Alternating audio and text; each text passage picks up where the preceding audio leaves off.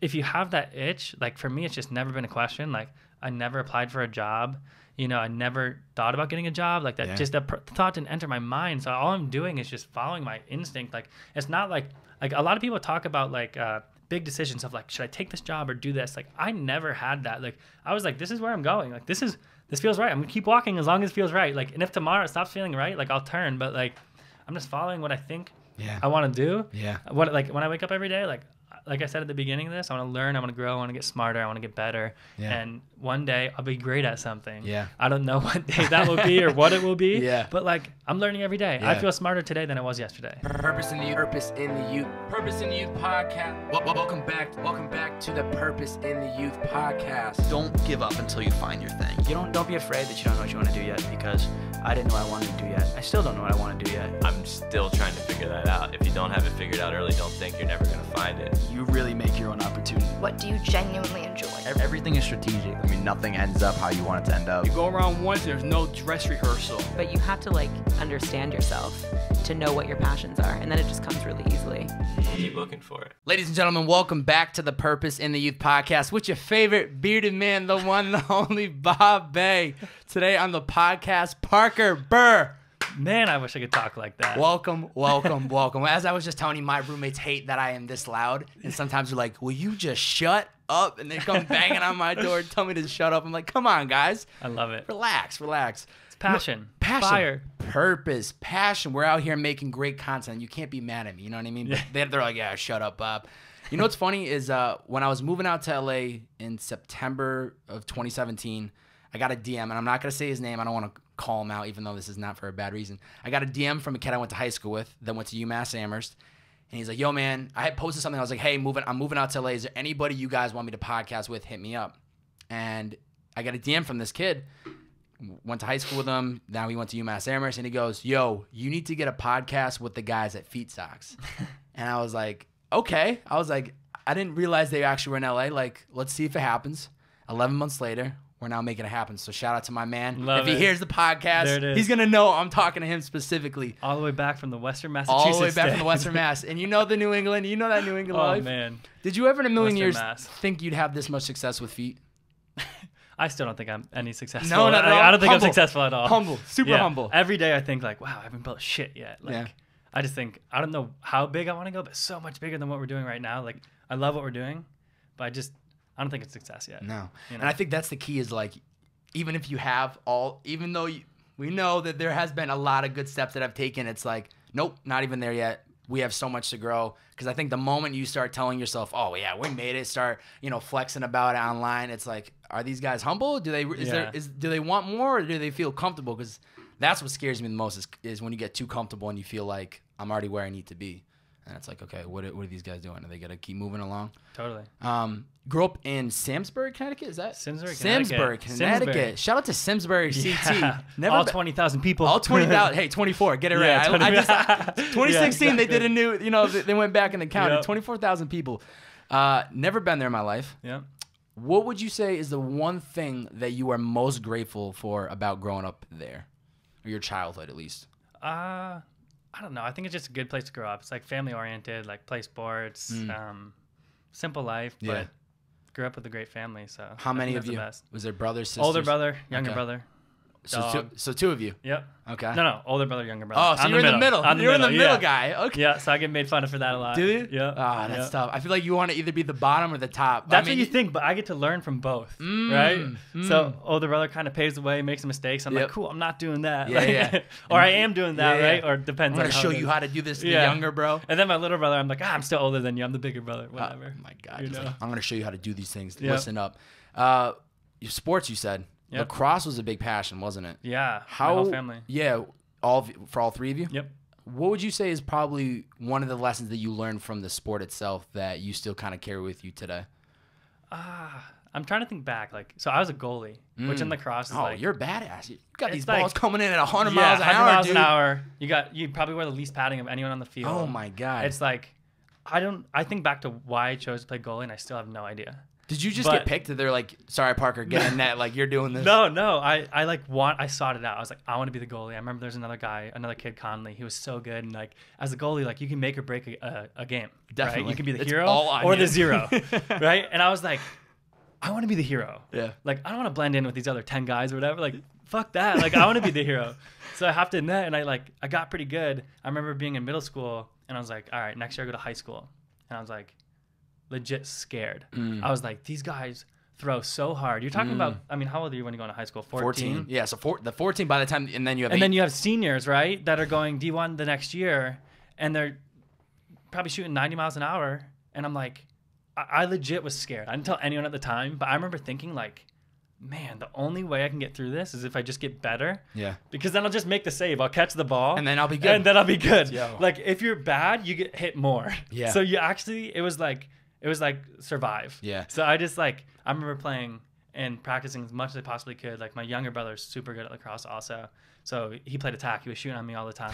He ended up going D1. Really? Yeah, he played at Hobart. He just graduated. Oh, that's why. Hey, Hobart's my last name. I should have went different university. So I just remember playing, and and it was like almost out of fear. Like, but the fear like got me It going. pushed It you. wasn't fear in a bad way. I didn't turn and say I'm scared of the fear. I was like, let's go. You just like, wanted to prove to yourself that you could be the best, and that these guys could whip these balls at you so fast that you were still going to block it and be the top dog. That's right. And then what was crazy was the goalie that was ahead of me that originally almost inspired me to play goalie. He was only 1 year older. So that's not good for playing time, right? Because like, how am I going to outperform a guy that's a year older than me? Yeah. And theoretically, I would only get starting time my senior year. Yeah. But some changes happened. Like, he got injured or something. Junior year. Yeah. Sophomore year, I was playing a lot. Freshman year, I played a decent amount. Junior year, I was full-time starting all the way up to the next year. So I'm a junior playing, like, I'm the goalie.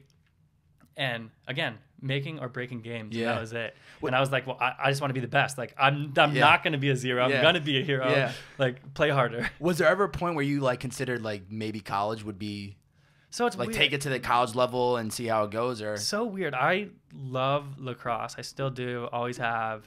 But I never really thought about that. Like, it wasn't in my thought process. And it's funny to watch my little brother have gone through it. Like, he was like, I'm going to college. I'm playing lacrosse. And I never had that. I was like, I love lacrosse. And like, I mean, I got letters from like top schools, like really? Virginia, Delaware, like, I can't remember, all these good schools, Syracuse, all these amazing schools, like the best and the best. And I was just like, and you know, I think they could have come to fruition, but I just, it wasn't there. I was like, this is fun, but like, it's not what I want to do. I don't want to commit my life to this. On the contrary, my little brother was like, 100% I'm going D1. That's what I'm going to do. Yeah. And he knew that. And it's kind of just like, I was like, okay, that's not for me, but you know, I've enjoyed my time. That's crazy. And so while you were in your senior year, is that when you started the business for the hats? That's right. So I always try to remember it. Like, it's so hard to think back. It's hard to like think back, especially when you're like under the spotlight. Yeah. Like, tell us your story. Yeah. Connect all the dots. But yeah.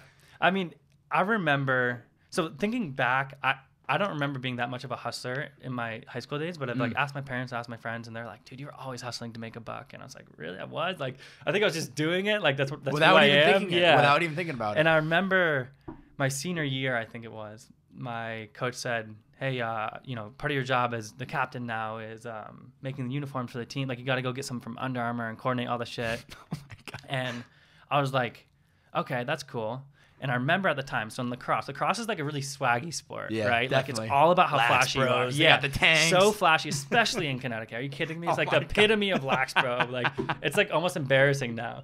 But so helmets, big point of swag in lacrosse, right? Definitely. And the whole entire town of Simsbury wore navy blue helmets. And I was like, you know what'd be cooler than that is if the varsity team wore gold helmets. And it was like, so everyone else in the town looked at us and said, I want to get that gold helmet. So I was like, all right, two problems. Like, one, I don't have any money to get these helmets for the team. A helmet is $200 a kid. There's probably 40 kids. Yeah. Like, I need $6,000 You need or some something. money. You need some money. So I was like, shit, like, we don't have any money. I have no idea how to do this. But what I realized was, and this is like so random, and I don't know how people ended up coming through on it, but I printed these giant banners, or I sketched these banners out, like probably 20 feet by 10 feet high. And I divided it up into ad space. And I went around to every business in Simsbury and said, you want to buy ad space at all of our games? Wow. I raised all the money in a couple weeks. I had over $6,000. I bought the entire team helmets.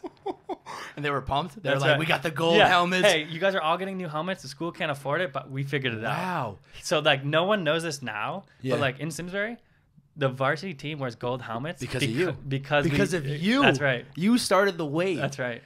And I mean, do you is there like a certain moment when you were a child that you were, even though I know you say you don't remember being a hustler, but like when was the first moment you made $1? Like, do you remember the first job you ever had, or the first time you like saw something and wanted to flip it? Was there ever I'm like trying to think about the early days of flipping it. I mean, going back, so my dad owns a business and he started it when he was at Umass also. Okay. It's like, it's a landscape company and he's done amazing things and the business has grown. You know, he has like 150 employees at peak season. It's crazy. Wow. But I remember like going back to my earliest days of working, I'd be like 14. My dad's like, you can shovel snow. And I'm like, shit, like this is the hardest work you've ever done. Shoveling snow when it's 0 degrees out and it's like, yeah, go shovel that. And then when you're done, it probably snowed again. And you got to go. So you got to turn around and go back. Yeah. And so I think that was where I got the work ethic. I wouldn't call that like the hustler piece, but the work ethic, absolutely from working for my dad. Like if I wasn't shoveling snow in the winters, I was going on these commercial properties where they have hundreds or thousands of condos.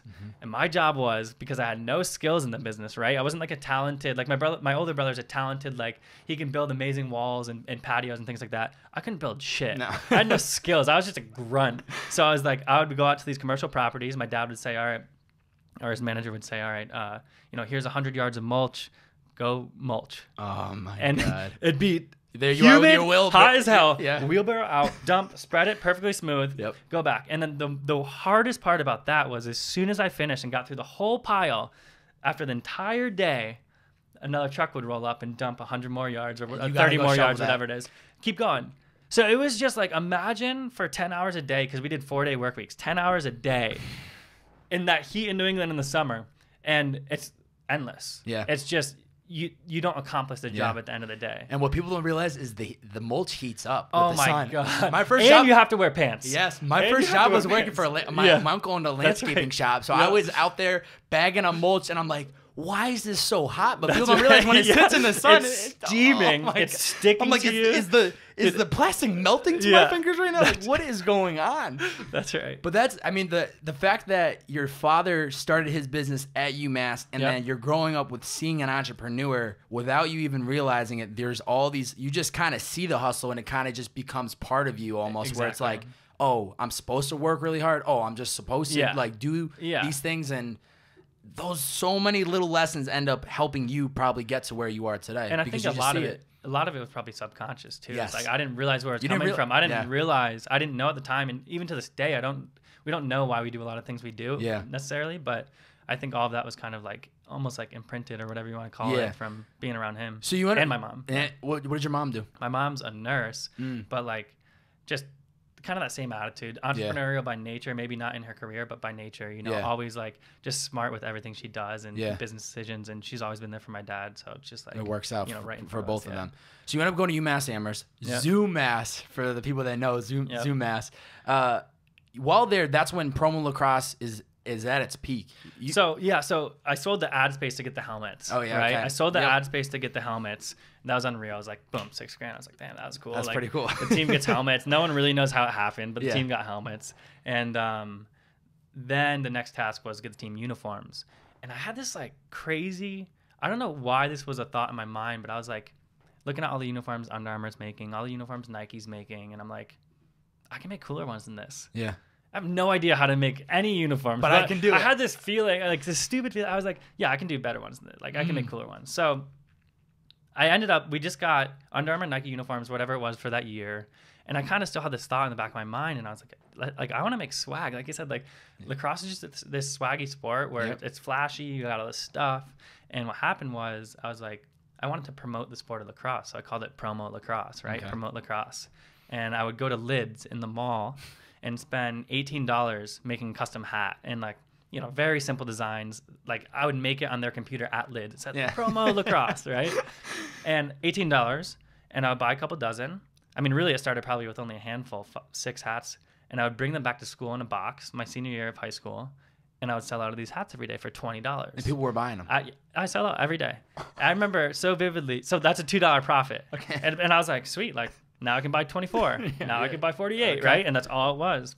And I remember so vividly in this one class. First, I remember walking down the hallways with the box and all the hats. Like, I remember there's Parker. He's got more. Go get him. And people would be texting me. Like, I'm trying to remember social media at the time. I want to say they're like writing on my Facebook wall. Yeah. Yo, I'm like, new hats just dropped. And it's like me walking out of Lids, you know? like you could just go to Lids and make it yourself. Yeah. I was doing nothing. They had no idea that that's what you were doing. And and it didn't matter. I was just making cool stuff. And, you know, our whole entire team was all wearing these and everyone else wanted them. And then I go off to UMass. And that was kind of like the start there. Then I go off to UMass and I play club lacrosse. And it's run by the students. You have to do all your own stuff. So kind of in that same situation where like students have to get all the gear, students have to organize the whole thing. Yep. And the senior captain comes to me, Jeff Hill, shout out. Shout out to Jeff. He honestly got he got me going from the beginning without even realizing it. He said, hey, I heard you make uniforms. And I was like, in my head, I'm like, I do? Like, I do? I make uniforms? I make hats. Like, I make hats at Lids in the mall. Like, and then I'm like, wait, slow down. So in this like 5-second time, I'm having 1,000 thoughts. I'm like, well, there's 35 kids in our team. They're probably all going to spend a couple $100 on uniforms. Like I did this in high school. I gave all the money to Nike and Under Armour. Like, yeah, I can make your uniforms. Absolutely. Yeah, I have a uniform company. I could do it. He goes, sweet. And we invoiced the school. We invoiced University of Massachusetts.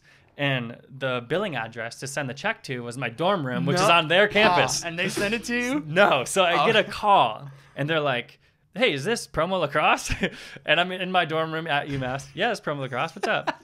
And they're like, hey, the billing address is a school address. Like, what's that about? They thought it was like some sort of like we're like sketchy, like trying to steal money or scheme whatever. the system. Yeah, scheme the system, exactly. And they're like, this is not allowed. This is against all of our things. And I was like, okay, I'll change the address. So I changed the address to like my parents' house or something. And they're like, good enough. And then they sent it.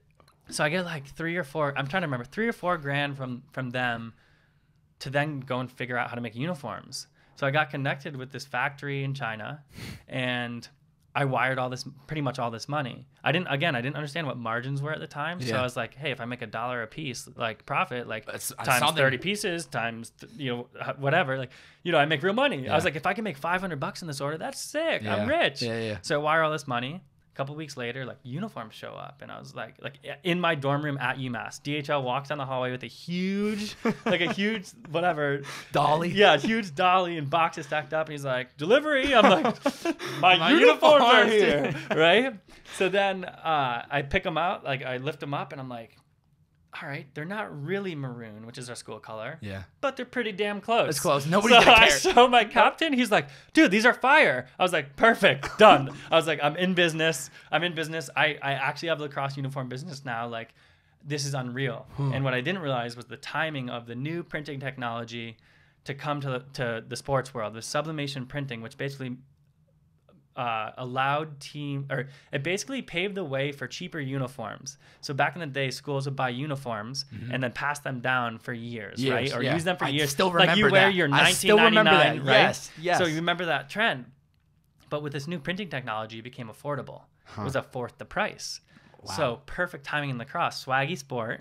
All of a sudden, these teams are replacing their uniforms every year instead of every 4 years. You follow? So all of a sudden, I'm like, wait, not only if I get a customer, but I sell them again every single year. So every customer coming back because they're gonna have all new players. They all want new jerseys. Exactly, and it was just I stumbled into it. Stupid timing. I don't even give myself credit for it because I just stumbled into it. And you didn't go looking for it. No, I make my teams uniforms. UMass Club Lacrosse. We start playing teams, and then all of a sudden, all those teams are calling me. Hey, can you make our uniforms? Yep, absolutely. I can make your uniforms, right? Still making no margin at the time, but like I went on, I sold $100,000 that spring out of my dorm room. I call my dad. I'm like, Dad, I'm in business. And he's like, what are you selling? And I'm like, he's probably a little skeptical. Yeah, he's like, what are you selling? Like, you're out of your freshman. Like, he went to UMass. He's like, are you selling drugs? Like, what are you doing? You know? I'm like, no, Dad. I'm like, it's custom lacrosse uniforms. He's like, what do you mean? He's like, have you registered with the state? And I'm like, registered for what? What would I register for? Yeah. And he quickly kind of taught me like, you have to register with the state. You have to like actually incorporate. You have to like form a little LLC and all these different things that I just didn't even think about. Yeah. Kind of to your point. Because you were just worried about just selling. Like, you didn't know this was going to blow up. They write me a check to Parker Burr because I don't have an entity at the time, right? Check to Parker Burr for uniforms. Yeah. I go to the bank, I cash it, I make money. Yeah. And so I get to $100,000. My dad kind of incorporates me, and then that business just pretty much doubled every year for all of college. By my senior year, I sold like $1.2 million of uniforms out of my dorm rooms. Well, this is the thing. It's like I had saw that you had done up to 1.2 million, and that is a big number.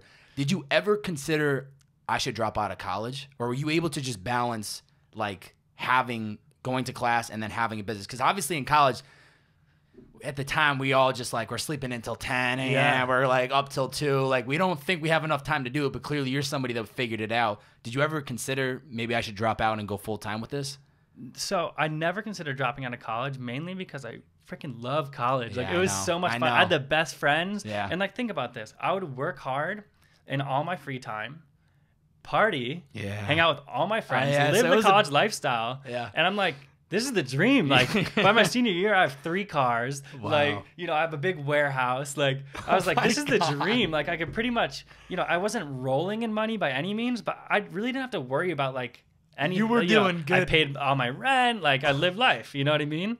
And I was like, this is sick. You know. So no, I didn't want to drop out of college because I was like, why would I change? Why would anything? you? This is awesome. No, it makes you sense know? now because you're doing everything. Yeah. You're pretty much living the lifestyle that everybody wants to live at 20, 21, 22, and you have money coming in. Like I Yeah. had a great 4 years of Yeah. college. Don't get me wrong, but I was not making any money. Like Yeah. I would work all summer, save up, and be like, okay, Yep. that's what like I got to every live off college of. kid, Like exactly. every college kid. And then by second semester, you're broke, and you're like, what do I do? Okay, what do I do? Yeah. What do I do? Yeah. And then the winter break comes, Yeah. and you're like, all right, I got to make some money, and then you're ready for the That's spring. right. So then during senior year, that's when you meet Taylor. right. You guys met in class. I love the story of like he's like, yeah, I'm making $20,000 a month Yeah. on t-shirts, Yeah. and you're like, yeah, I'm making 1.2. Yeah. Hit me up, bro. Yeah. How did the conversation come about, and what was the vision for you guys? Like, what were you guys thinking early on? Because you have no idea where this is gonna take you, but you both have the idea of like, let's start a sock company for FEAT. So at that time, all my custom lacrosse or all my promo lacrosse customers wanted socks to match their uniforms, and I was like, what is this about? Like why? Like The swag, in lacrosse, we swag. always just wear like Nike socks, and that was Yeah. kind of the swag. Just like basketball, same thing, same right? thing. And all of a sudden they wanted custom socks, and I was like, what is custom socks? This is 2014. Mm. All the guys that are big in, you know, a couple $100 million companies now, Stance, Bombas, all these guys, Yeah. they were just firing up. Mm. Right when I start conceptualizing this thing, like Jeff Curl's out there raising $100 million to start his business, right? And I'm stumbling into the sock business at the right time. All of a sudden I see a dude walking, he's wearing cool socks. And I'm like, wait, dudes wear cool socks now? Like, is this a thing? Yeah. And so I kind of had that idea, and then it came to that day. It was our first day of our senior year in an entrepreneurship class. Yep. Taylor's in the front of the room. He has this whole crowd because Taylor eats this shit up, right? He's in the front of the room. He's like this. He's like, I sold $20,000 of fraternity and sorority T-shirts last semester, and everybody's like, dude, you're a legend. And I'm like, and I didn't know him yet. Oh, at all. So I'm like, who the hell is this guy? Like, why is he talking, right? Why is he, like, this is so weird. So I went up, I was like, oh, dude, I do custom stuff too. And he goes, cool. And I'm like, No, I'm like, no. fuck? Like, this guy, like, what the heck? So he chews me off, and then I was like, yeah, I've done over $1.2 million. And then everybody in the room just, like, turned their chair. And Taylor was like, fuck. There goes the spot. It's like the spotlight just went Yeah. right to you. And then it was like, the class ended, and Taylor and I, we just are talking, like, and we can't stop. We're spitballing all these ideas. I'm going, what are you doing? What are you doing? And we're just saying, I started explaining to Taylor the custom socks and crazy socks and the business I had built. And he's like, dude, let's sell socks tomorrow. And I'm like, where? He's like, I don't know. We'll go on campus. I was like, can you do that? And he's like, whatever. So the next day, he and I go to TJ Maxx, Marshalls, all like the discount stores. We buy a bunch of Nike socks, watch a bunch of YouTube videos, and print on these socks. By fucking hand. What was it like the first Pain in the first ass. thing? Do you remember the first one you did? What was the first Yeah, design? like, okay. On the low, we were just ripping Google images. Like, it was like Hawaiian sunset. Like, and then we would print it. We were talking about making 3 pairs of socks at Yeah, a I time. know. So it was like, we couldn't afford an artist. We couldn't afford anything. So Yeah. we would put a design off Google on a sock. And so in the early days, we didn't know that you couldn't print on certain materials. So a lot of these original socks, once you wash them, they're completely white again. gone. So, it just yeah. disappears. Yeah. Oh So we were my- like, okay, all right, we're learning, we're going. Yep. But anyway, so we go to all these stores, print on our own socks. We get in my truck, drop Taylor off in front of the dining hall, the most popular dining hall, because we're like, you get the most traffic, right? Shout out to Which is UMass. like Best food in like best food in the country, nation. right? Yeah. So you have all these people going to this dining hall, and like, think about college kids. Like you said, like most college kids just don't have money. Yeah. So like, what were we thinking? Little to no money. Yeah. Little. Like, what were we thinking? Yeah, they're gonna buy $10 socks. At that time, $10 socks is mind blowing. That's something that we've all come accustomed to, is $10, $20 socks. Yeah. At the time, it wasn't. Nobody was doing that. People were like, "What? Why do I like, need I this?" get a 10-pack for $10." And set up the table. Taylor starts selling. I go park my truck. I come back. He looks at me. 15 minutes later, he has a wad of cash, and I'm like, "All right, you're fucking with me. Like you have that in your pocket. cash on you. Yeah, it's a good joke. I'm like, "Huh?" He's like, "I'm not kidding." And we sold out of every sock we brought with us to all these college kids. I remember seeing like this girl transfer her last like $20 to get a couple pairs of socks. Like we crushed it. They just and wanted like it. think about this: we had kids with no money going to eat lunch. Like, oh, I'll buy some socks. Like, how does that make any sense? Doesn't make any sense. And then we just never looked back. That senior year, we went on to sell like 20,000 pairs out of our backpacks. Like, imagine Just around the campus. Exactly. I mean, that's the best thing, because UMass is what, 50,000 students? Yes, it's like 30,000 people. So imagine, like, you're just walking around and like word, like you said, like word kind of got out. Like by the end of our senior year, everyone on campus knew what we were doing, or had a pair of our socks, or both. You know what I mean? Like everyone knew, and we were like, this is all we know. This is right in front of us. So let's do it. So we just sold 20,000 pairs out of our backpack our senior year. And just wow, I can't even imagine that number. Like that's so many socks. And you guys are just once again, this is just we're gonna print something and then we're just gonna sell it and see how it goes.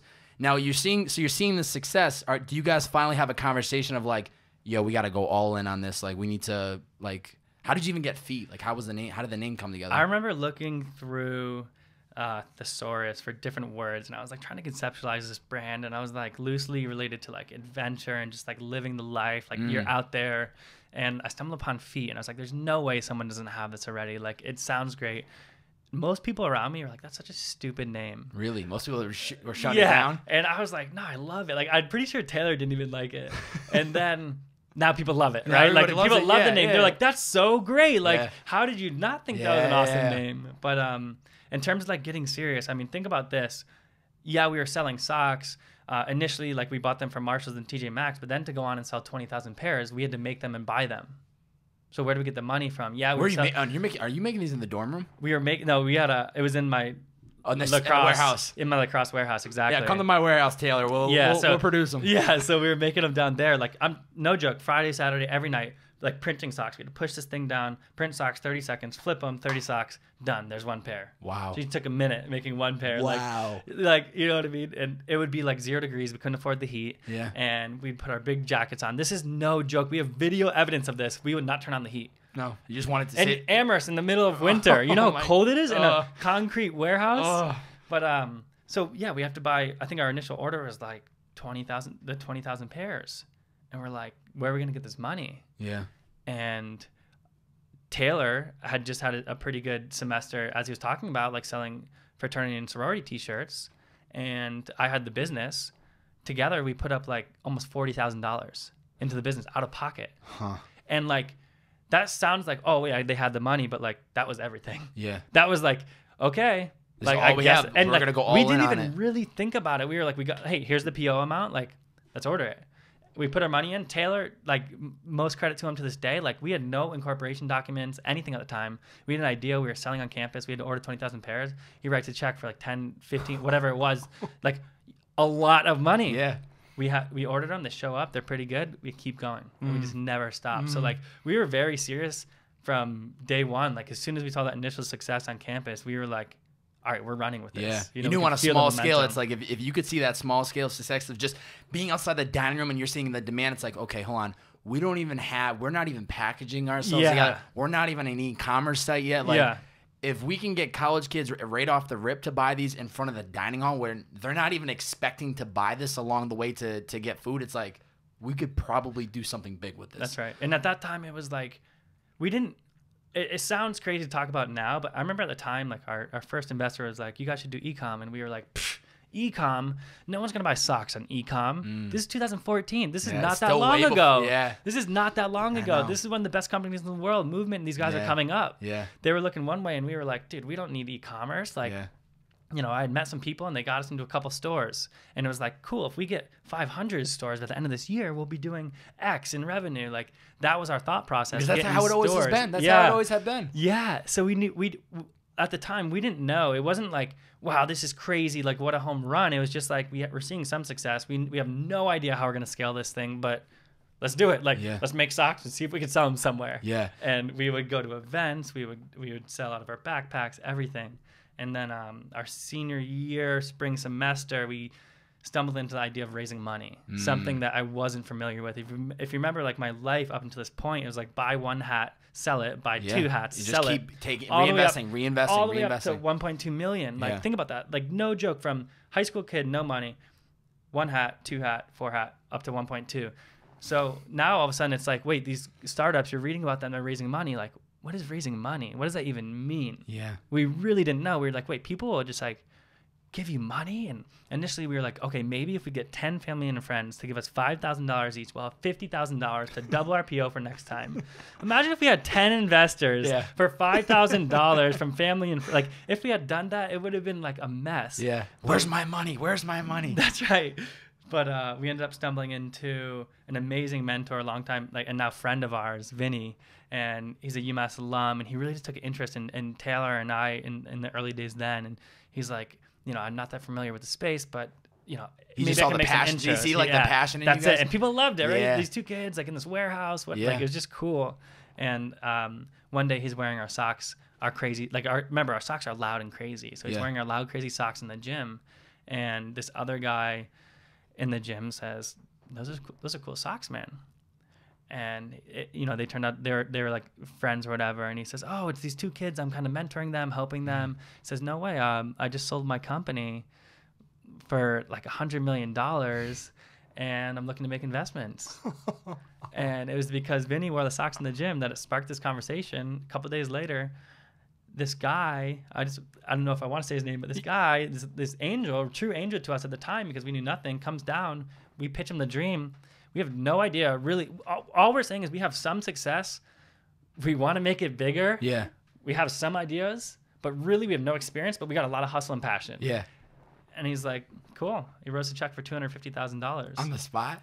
Not on the spot. But like he not was on like, the spot. But like he was like, I'm into this. Let's keep this going. That's right. And this is like an informal. He was like, look, I can do this. I can bring the capital to the table. Like, dial in what you guys are doing. Like, I'm here if you need it. And you know, shortly thereafter, we ended up raising the money, and it's crazy. And I'm guessing you guys didn't have like a deck. You didn't, or you at that point? No. To this day, Taylor and I have never made a deck. No. Never made. Every other startup in the world makes a deck. We don't make a deck.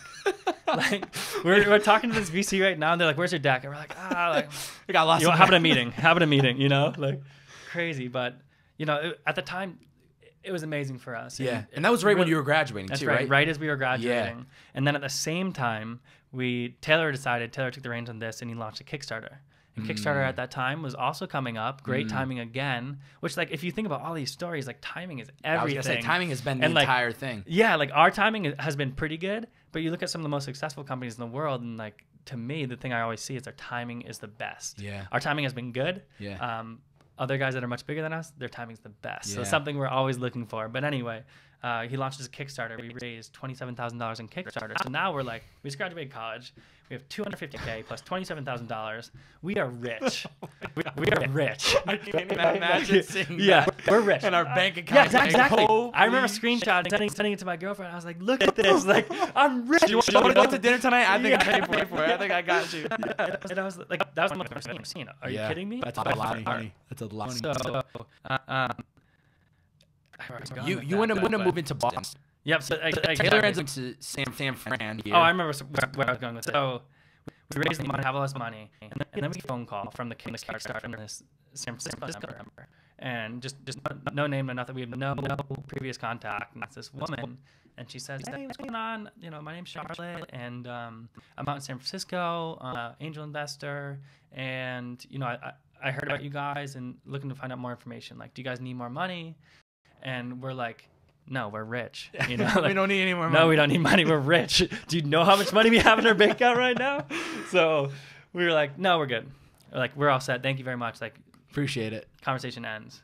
So over the next year, you know, I moved to Boston. Taylor had just stumbled into a job. Kind of like the timing was a little bit off for him to go full-time FEAT. So he went and worked at LinkedIn in San Francisco. It was an unbelievable job, but it allowed him to, pull the salary from that. So he didn't have to pull it from FEAT. Smart. Which is Smart. great. So like super smart. I want to make sure people realize that. Like, yeah, you guys have 250,000, but you were smart enough to realize like we weren't making money. We should take that money and just reinvest every dollar. No, it's like we didn't go out to that's one not meal. Our money. That's not our money. Yeah, no, not at all. Like we didn't go out to a meal. Like we didn't pay salaries. Like I remember our salaries at the time like $250 a week. Like this is no joke. Like it's just like enough to pay our rent and live, and we were good. And that was when we could afford to even pay a salary. Like even though you have that cash in bank, it doesn't mean you can afford a salary. Yeah. Big misconception. It doesn't mean you can afford a salary. So he goes off to LinkedIn. I'm in Boston, and good place for him to be too while you guys are doing this, because that's a huge network. That's a huge network. And he hustled like crazy. So then, we kind of try to grow the business over the next year. We're trying to expand the stores, getting more stores. That was our vision at the time. Like I said, like if we get 500 stores, we're big. We're killing it, because that's what Stance was doing at the time. So we were just looking at them because we knew no better. We hadn't built a business like this before. We didn't have any industry experience. So, we just barely survived. We burned through $250K. We're out of money a year later. And we're like, where did the money go? We're like, just like investments, trying new things, like marketing. We did pop-up stores around the Holiday in the mall, which is a nightmare.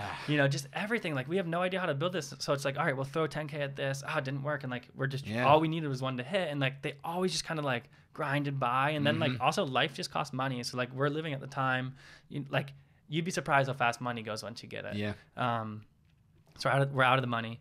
And we go, who is that lady we talked to last summer? This is a year later. Oh, Charlotte. Let's call her back. So we find her number in some old email. And, hey, Charlotte, it's Parker and Taylor. And she's like, who? Who are you? And like, from last summer, the Kickstarter, the socks. And, oh, yeah, I kind of remember that. And we get to talking. And she's like, okay. We're like, we're out of money. We're out of money. Now we want to talk. Now we want to talk. We're not rich anymore. And just a quick year, Rich. Okay, come out to San Francisco. So a week later or something, I fly out to San Francisco, link up with Taylor because he's already out there. Beautiful. Like you said, no pitch deck. Maybe a box of socks, real good smiles, like, you know what I mean? Like passion, energy, smiles. Like that was our formula. Yeah. And we meet with her and her husband, legends. They bootstrapped their company, sold for almost $200 million. Legends in San Francisco, and in the tech scene. So we're sitting with them, and we had actually, I kind of forgot, I'm trying to work on the timing here, but we had done a little deal where we got in touch with Michael Jordan's agent, David Falk. Strategic. He has a venture arm of his business. He wasn't in a position to write a check into our business, but we got him involved, and he helped us cut influencer deals, and you'll kind of see this come full circle. But at the time, he was like kind of guiding us. He was the one that was like, we're going to get influencer deals, or I'm going to help you get more like influencer deals. I'm going to do all this. And he was kind of steering it a little bit. So we say, David, we're going to meet this lady in San Francisco. We're going to try and raise $1 million, which is like, where do we come, why? Where did the number come from? Yeah, You're just like, nope. It's like, we need $1 million. Like we raised 250 before, we need $1 million. So sorry, we need $1 million, we're out of here. So he's like, cool. You're raising 1 at 10. So that means you're raising $1 million at a $10 million valuation. We don't really have any, like anything proprietary. Like we don't have crazy success at this point. Yeah. So it's an aggressive ask. Yeah. But David Falk told us that's what you're raising. So we said, okay. We go in and we get talking with Charlotte. We have a great conversation, and she's like, I could do 1 at 5. So 1 million at 5 million valuation. She cut it in half, but like still a great offer. Yeah. And we had to say no because David Falk told us don't do it. 1 at 10. So we go. I think we call them after that. We walk out. We're so fucking stupid. Oh. She would have given us $1 million. Like we're so dumb. Blah blah blah. We held out strong. We ended up getting the deal 1 at 10. From her. David Falk and her connected. We talked more about the big picture. Like we kind of painted it, and she, again, true angel. Like there's a reason they're called angel investors. They're absolute angels. They're there for you when like no one else is. Yeah. And she believed in us. She gave us. It's very informal too for people that don't know. It's like this It's is like the type this, of it's like- investing. It's like, yeah, it's I like, call hey, Park. I'm like, yo, yeah. dude, can I get $1 million? And Yeah, it's just, and it's like maybe like Yeah. let's see what we could draw up, what we can think up. It's And, very informal, but these are the people that people end up looking to for the money. That's right. So we ended up getting the deal we wanted, 1 at 10. At the time, we thought we were crazy. We thought we lost $1 million. Imagine saying, "Hey, I'll give you $1 million." If somebody called me right now and for you $1 just say million, no. I'm like, all right, let's do it. Yeah. So we were like, "Oh, we're so stupid." Yeah. But we ended up getting the deal. David Falk really pulled through on that part. He kind of like he vouched for us. He was our credibility at the time. Like this is a guy. Would that you go built into the Jordan meeting and brand. be like, would you go into a meeting and be like, yeah, we have David Falk on? Absolutely. Of course, you got a name drop. He built the Jordan brand. Have you heard of it? Michael Jordan, right? He's like one of the most successful like brands of all time. Yeah. They're the ones that pushed Nike as far as it's gone. Like he built that. Yeah. Like he told Michael Jordan, don't go to Adidas, go to Nike. You know what I mean? Like this is the guy that's on our team He led it. and vouching for us. Yeah. So yeah, we got the money and then we kind of stumbled into influencer advertising. It was crazy. Which is like a huge gold mine. And even then, this would probably be around 2015, 2016. That's right. This would have been 2015. Yeah, so you were probably getting, if you're doing influencer. No, 2016. Okay. Yeah. So right, because the Olympics were 2016. Yep. Yep. Because then you're using that money for influencers, and it's probably a bargain at that point compared to now. They're charging through the roof.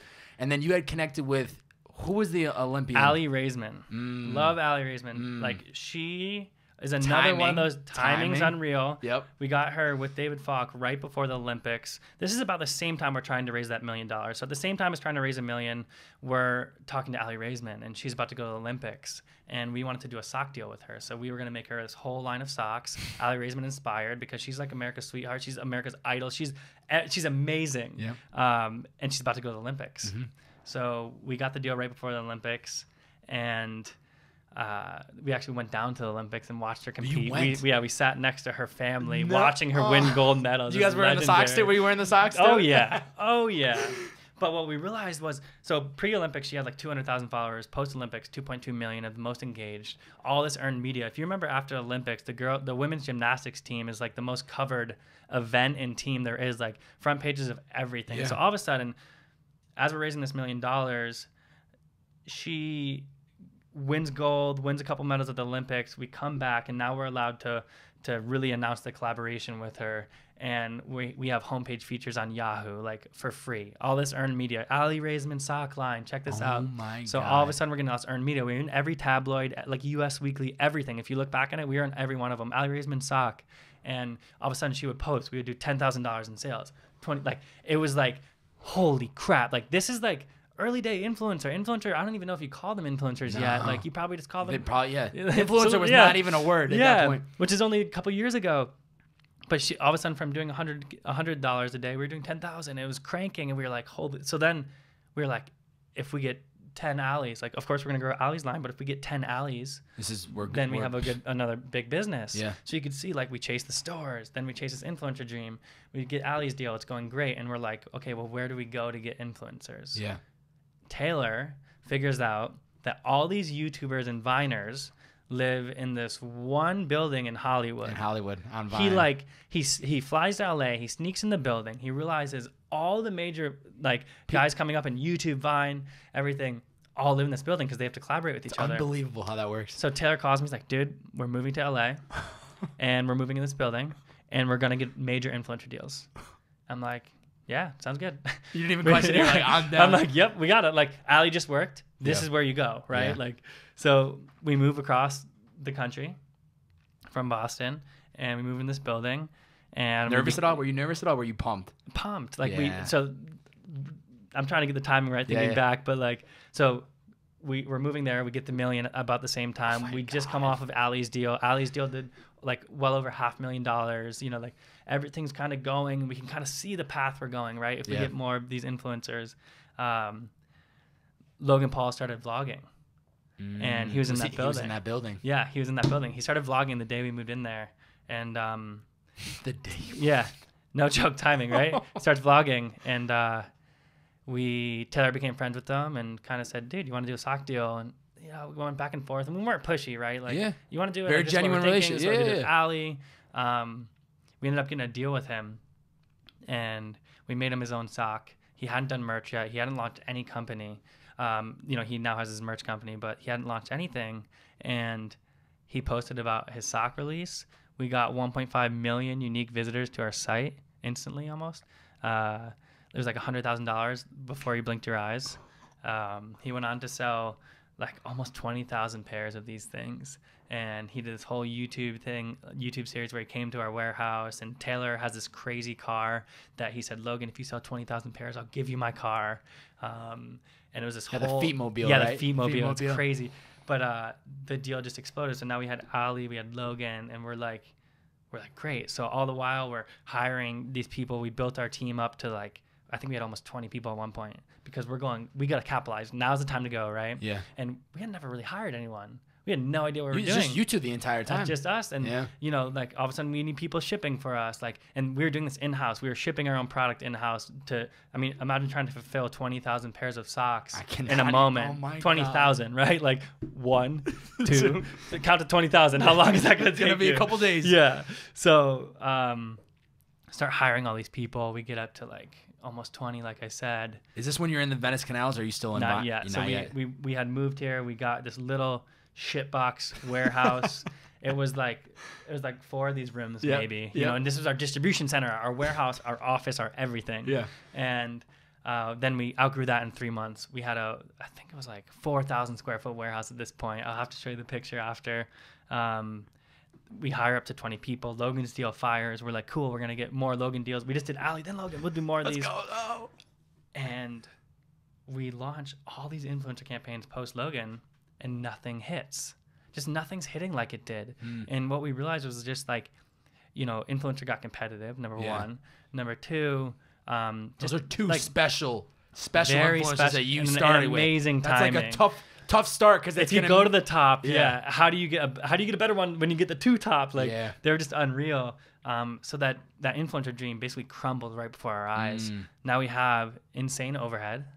We have this huge warehouse, all these employees, payroll. I think we were paying $100K a month in payroll or something. It was like we were burning money faster than you could imagine. Like it felt like I was wiring money, paying someone, and not like ecom really wasn't a focus yet. Like it was there, but like, you know, then we had the influencer deals, but those were falling apart. You know, Ali kind of had her big push, and then it was a little bit like slower, and Logan's deal was done because that was just short, and then we couldn't replicate it. All of a sudden, our head of sales at the time, Gabe, such a legend. We love him so much. He outworked Taylor and I, and he really challenged us at the time. We'd be like, shit, Gabe's outworking us. We gotta go. But a legend that Taylor had met at LinkedIn that ended up coming to work for us and build our sales team. He was a legend, but he came to us one day and he says, you need to get rid of everyone in this company. You don't need any of these salespeople. You don't need any of these influencers. You don't need any of this. We're doing it all wrong. You need to focus on e-com and do nothing else. And he says, there's no job here for me.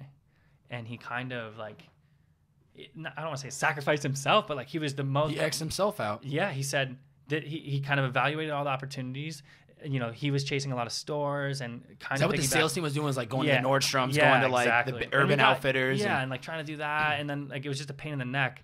And it didn't make sense. And then like they would piggyback off of some influencer deals and try to sell those in the stores. And like I said, 20 people. Gabe says, you need no one. Taylor and I are like, what? And we ended up downsizing our team from 20 to 6. This would be spring of last year, 2017. We're burning more money than ever. We downsized our team from 20 people to 6. Can you just X people out like that? Or do you have to give like is that hard? Because I know it's hard to fire people, but like if you're financially not stable, is that like an easy out? So for us, it's always difficult. It sucks, right? Like it sucks for us too, because we're just messengers speaking for this company that can't talk, right? The company is telling you what it needs, and in this case, it needs less people, it needs less overhead, it needs to be more efficient and lean. So we had to be the messengers for that. So we look like bad guys. You know, we have all these employees hating us now. Like that hurts. Like we're people, right? We're not this big entity that doesn't have feelings. Like for us, that sucked as much, you know, or close to as much as it did for the employees. But we downsized and said, you know, it was all job elimination. The jobs weren't there anymore. So we downsized to 6. Shortly thereafter, we're like, okay, we need to outsource all of our fulfillment because we're still doing all of our own shipping. We just cut our team. So we outsource it. In the U.S. or overseas? Here in the U.S. In LA, we outsource it. So now we have another company that picks, packs, and ships our orders. And One less headache. And then we're like, cool, now we don't need our warehouse. We'll save that too. Sold everything in our warehouse, got out of the lease. I don't know how somehow we always managed to get out of these leases. It's crazy.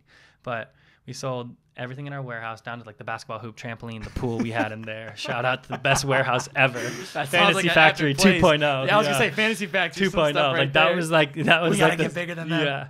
So we sold all of that, and we had the idea. I think Taylor kind of led this. And I know he would most certainly take credit for it, but he said, let's get a beach house. At the time we were paying our rent in our own apartment plus the office. Let's combine it, right? Every way we could save money. And what we realized was we could actually get a pretty big, I mean, you went there, the legendary. Of course. That place was nuts. Mansion. Yeah. Of course, because we're young and dumb. Like, we get this mansion in Venice. On the canals. Not just in Venice, but on the canals. On the canals. Yeah. More roof decks than bedrooms, right? Like, think about that for a second. A block from the beach. It's the dream. Oh, my And now it's our office with our... We didn't have 6 employees. We had 4 employees, 6 of us total. And Taylor and I lived there, but we all worked out of there every day, and that was our office. And the idea of that was to try and create this community and get in touch with, the movement guys. Like, we can learn from them. Like, all these guys that we didn't know that well at the time, this house became the hub. Yeah. It became the hub. And like you were saying, like, this experience. is where everyone came and everyone met each other. Everyone that was, in LA, kind of around our age, kind of like on the hustle of some sort, came through that house, and we created these amazing circles where everyone met everyone, and like to this day, like everyone talks about it. Yeah. So then we're going into the holiday of last year, and the guys at Movement, Jake sits us down. I mean, shout out Jake, love you. He transformed our business. Jake says, you need to focus on e-com. You need to figure out how to advertise digital, and that's all you need to do. I said, okay. So he teaches me different strategies for advertising, through social media and different things. And he's literally teaching me, sitting in front of a computer, teaching me, like, this is how you do it. Just helping me out. And so we started spending on advertising for the first time ever, right? We hadn't spent any money. Yeah, last year, August 1st, we hadn't spent any money on advertising. We were doing influencer deals, chasing stores, paying sales teams. So think about all these things we've tried. We had pop-up stores in malls trying to sell socks. Yeah. Go all the way back. Like, how many things have we tried to this point? Like, something that I feel like grateful for, but I also want people to realize is like how long our journey has been and how many attempts we've made just to sell frickin' socks. It's not like we said, let's sell socks. Boom, they're popping. We're good. Yes, that happened one day in front of the dining hall, but from there, we tried everything under the sun to get to this point. Which is important. You have to try all these little things to see what's going to connect. And think about that. Every one of those, like, yeah, we had some successes, Allie, Logan, different things. But you know how many failures are weaved in there? Yeah. You know how many? You know how many times we wrote a check and instantly said that was the stupidest thing we ever did? Like, Taylor and I just never gave up. Straight up. We never, ever gave up. And we aren't going to. That's why we're still here and still kicking. Yeah. So we're going into the holidays. Jake's teaching me how to advertise, how to understand e-commerce and the art that is e-commerce. And September of 2017, our finance guys sit down. They say, guys, you have 18 months of product on hand. You should have like 3. So we're way overstocked. We're running out of money, right? Because we just burned all of our $1 million now. Oh my God. We just burned all of our $1 million. Our rent is $10K a month. Like, it's insane. So we're still burning. We still have a payroll. We're still living the life. Putting the fire out slowly. Yeah, like we're still burning though. Canal. Get a pail from the canal. That's right. So September, finance guys say you have 18 months. Like, you guys have 6 weeks of cash before that's it. That's the end of the road. Like, after all our journey. And we're like, holy shit. By November 1st, we were sold out of everything. E-commerce exploded. Our advertising caught on. It exploded because of Jake's help, because of so many of these people that we had met in this house, and through the network that we were establishing. We sold out of everything that was supposed to last 18 months in 6 weeks. So just purely exploded. From the advertising. That's right. Social advertising. It just worked. And think about this. The fourth quarter, October to December, for almost all retail. Slow, right? No, it's a spike. The fastest. Right? Yeah, sorry. Almost 50% of your entire year's revenue. But then think about this. Now we're a sock business. The most socks in the world are sold in fourth quarter because everyone gets socks for Christmas and the holidays. So you have both of those stacking. This is about the time we're starting to advertise. We sell out of all of our stuff in 6 weeks, and we're like, we're hanging on by a thread. Like, we just had 6 weeks before we ran out of cash. We just sold out of everything. Like, you can't make that up. You know that, like, that feeling was like, all right, like we have 6 weeks. That's We got got to figure this out, So much has happened since, and obviously, like, you guys are continuing to run, but when you think back, like, in that moment, there probably was so much emotion of, like, we've come so far. How are we about to let this just fall in front of our eyes? I don't remember ever thinking. I never had the thought of how we're gonna let this fall because that wasn't a thought. It wasn't how. It was more like, what's the move? Like, there's always a move. Yeah. And that's something I've learned. Like, there's always a move. Right when you think your back's in the corner, Yeah. and you're like, that's it. This is the end of the road. It's not the end of the road. There's always a move. Right? You can go sell. Like, we used to joke. I mean, not even joke. We were serious. Like, let's go sell socks one by one on Venice Beach boardwalk. Yeah. Let's get some money. Yeah. Like, anything we could do. But so sounds really good, right? 6 weeks, we sell out of all of our inventory. We have some cash. A lot of cash.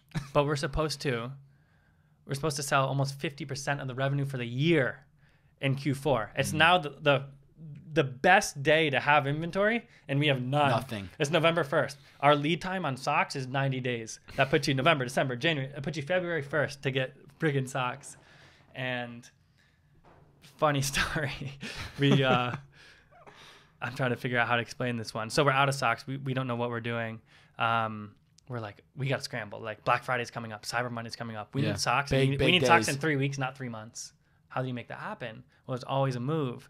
I get this call from a competitor of ours, the CEO. And, in the business, we all know each other and respect each other. There's no beef. Competitor of ours.